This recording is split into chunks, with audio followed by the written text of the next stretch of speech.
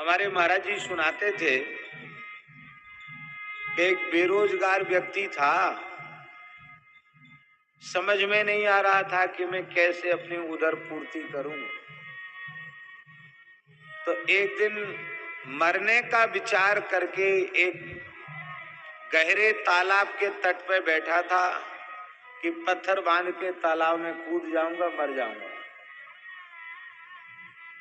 इतना अपने जीवन से हताश और दुखी हो चुका था। उसी समय एक जल पक्षी आया। देखा होगा, नीले रंग का पक्षी होता है, नीले पंख होते हैं। एक जल पक्षी आया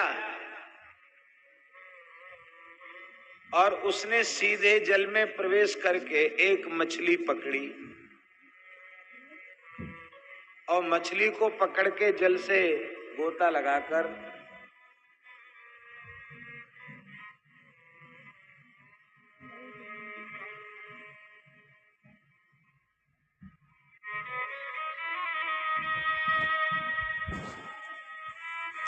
जल के बाहर निकला। बाहर निकलते ही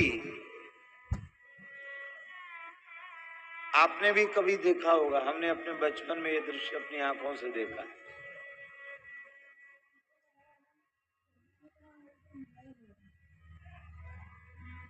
वह जल पक्षी, कोई कोई उसको किलकिला भी कहते हैं, वो जल पक्षी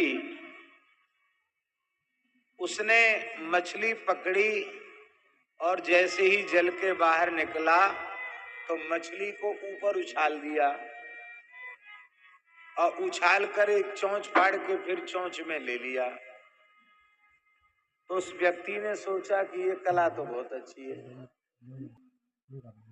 यही गुण सीख लिया जाए तो हो सकता है इसी से हमारा गृहस्थाश्रम चल जाए। मरने का विचार छोड़ दिया और उस पक्षी को ही गुरु मानकर उससे प्रेरणा लेकर एक लकड़ी अपने दांत में पकड़ के दांत से ऊपर की ओर उछाली। अपने हाथ से एक लकड़ी बहुत ऊपर उछाल दी और उछाल कर पहले हाथ से पकड़ने की उसमें सफल हो गया तो दांत से पकड़ने की कोशिश की, दांत से पकड़ लिया। धीरे धीरे एकदम इस कला में प्रवीण हो गया तो उसने लकड़ी का एक चक्कू बनवाया, चक्कू में फेंक देता और दांत से चक्कू पकड़ लेता। जब इस कला में वह प्रवीण हो गया तब अत्यंत तेज धार वाला चक्कू उसने बनवाया और चक्कू को घुमाकर ऊपर फेंक से पकड़ लेता। बड़ा कठिन काम है। नेक भी चक्कू निशाना इधर उधर हो जाए, तो यहाँ गिरे तो ये कट जाए, इधर गिरे तो ये काट जाए, और कहीं एक अंगुल ऊपर चला गया तो नाक ही कट जाए, कहीं गले पे गिरे तो गला कट जाए, कहीं जीभ ही कट जाए। बड़े खतरे का काम। पर वो कलाकार था, करत करत अभ्यास के जड़मती होत सुजान, उसने ये कला हासिल प्राप्त कर ली। वो तेज धारदार चक्कू को देता और दांत से पकड़ लेता। यही खेल दिखा दिखा कर खूब पैसा बटोरने लग गया। अब तो बेरोजगारी खत्म, धंधा बढ़िया चल पड़ा। एक बार वह अपनी कला लोगों के बीच दिखा रहा, लोगों ने इसकी कला को देखा तो वाह वाह किया और कहा कि धन्य है तुम्हारे गुरु को जिसने तुम्हें ये ज्ञान दिया, ये गुण दिया, ये कला दी, धन्य है उसको। हम जानना चाहते हैं कि यह गुण, यह कला तुमने किस।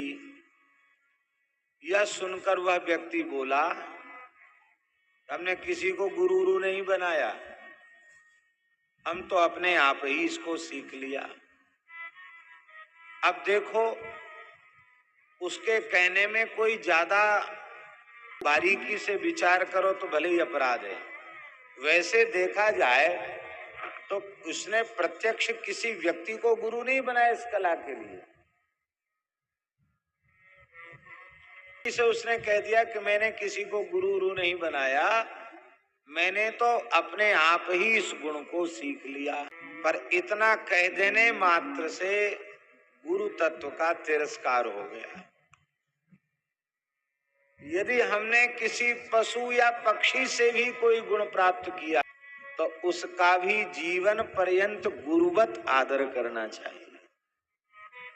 गुरु तत्व का तिरस्कार हो गया और पूछने वाले व्यक्ति के बिना गुरु के ज्ञान होता नहीं, चाहे लौकिक ज्ञान हो अथवा अलौकिक ज्ञान हो, गुरु कृपा है।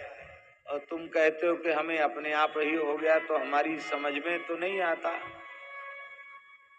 जरूर किसी न किसी गुरु ने ज्ञान दिया होगा। गुरु का महत्व स्वीकार नहीं करना चाहते हो, ये एक प्रकार से गुरु अपराध है। अरे बोले हमने किसी से सीखा हो तब ना अपराध है, हम तो अपने आप ही इसको अभ्यास करके सीखा है।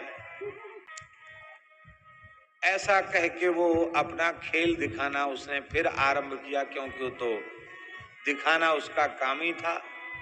फिर मजमा इकट्ठा हुआ। अब की बार उसने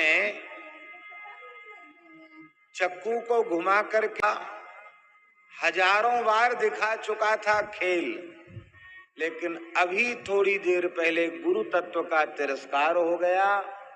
उसका दुष्परिणाम यह हुआ कि आज पता नहीं कैसे निशाना चूक गया और चक्कू को दांत से नहीं पकड़ पाया, सीधे यहाँ गिरा चक्कू और नाक ही बेचारे की। इसका मतलब यह है, इससे प्रेरणा यह लेनी है कि गुरु तत्व के तज्ञ नहीं होते, उनकी नाक बचती नहीं है, उनकी नाक तो कट ही जाती। इसलिए माता के प्रति कृतज्ञ, पिता के प्रति कृतज्ञ, शिक्षक के प्रति कृतज्ञ, बड़े भाई के प्रति कृतज्ञ। तो कहेंगे संसार में कहीं भी किसी से आपको उत्तम शिक्षा प्राप्त होती हो तो उस व्यक्ति में गुरु तत्व का दर्शन करके उसका भी वंदन करना चाहिए, योग्य होना चाहिए।